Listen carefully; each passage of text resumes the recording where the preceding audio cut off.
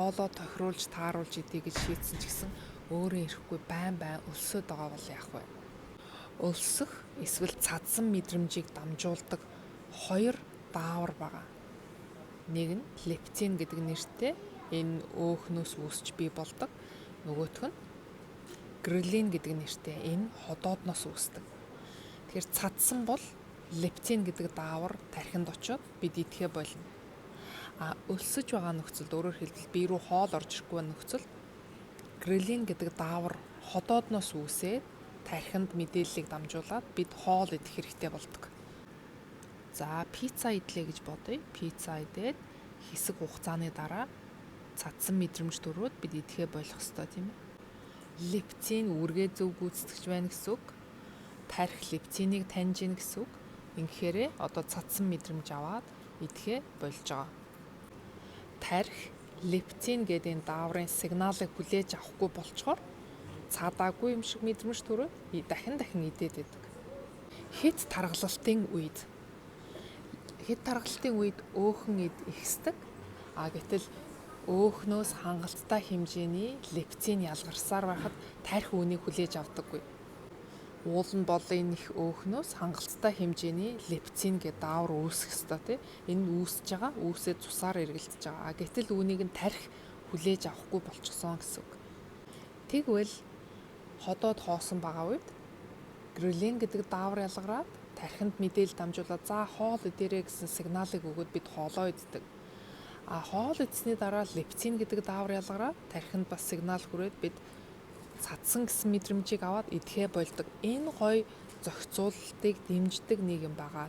Тэр юу вэ гэвэл нойроо хангалттай авах. Үүнийг баталсан маш гоё судалгаа байна энэ хардаа.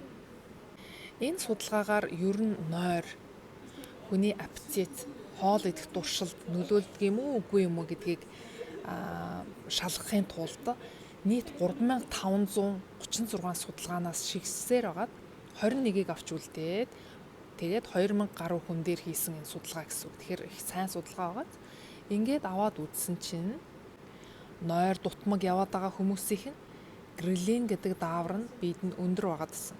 Грелин гэдэг чинь ямар даавар лээ?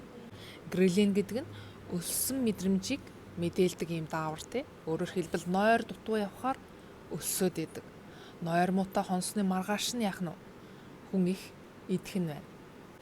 Тэгэхээр нойр муутай хонсны маргааш дахин юм идмээр санагдаад байгаагийн учир нь лептин, грелин гэдэг энэ дааврын зохицуулалтанд өөрчлөлт орсонтой холбоотой байх нэ.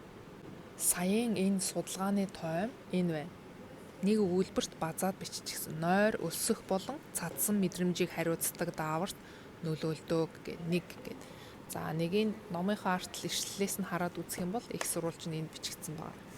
Яг энэ судалгаа энэ байна. Тэгэхээр нойр муутай хонсны маргааш дахин юм идмээр санагдаад байгаагийн учир нь лептин, грелин гэдэг энэ дааврын зохицуулалтанд өөрчлөлт орсонтой холбоотой байх нэ. За ингээд дүгнээд үзвэл хэтрүүлж идмээргүй байгаа бол нойрондоо анхаарах зайлшгүй хэрэгтэй байгааз. Нойрны талаар нойроо яаж сайжруулах вэ гэдгийг бас энэ номд ингээд багтаасан байгаа.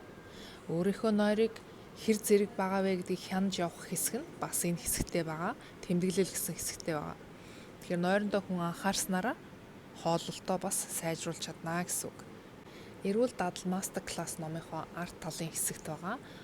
Энэ тэмдэглэл дээрээ хэдэн цаг унтсныгаа бичээд нойрны ханамжаа бас тэмдэглэж яваад ер нь нойроо хангалттай авсны дараа хооллолт ямар байна? Нойроо дутуу авсны дараа тэр өдрийн хооллолт ямар байна? Нойроо сайжруулахын тулд би юу хийж чадах вэ? Дараагийн өдөр нь орондоо хэдэн цагаас орох уу гэдэгт номын арт талын тэмдэглэлийн хэсэг туслана. Өнөөдөр би та бүхэндээ эрүүл дадал мастер класс номд орсон судалгааг тайлбарлалаа.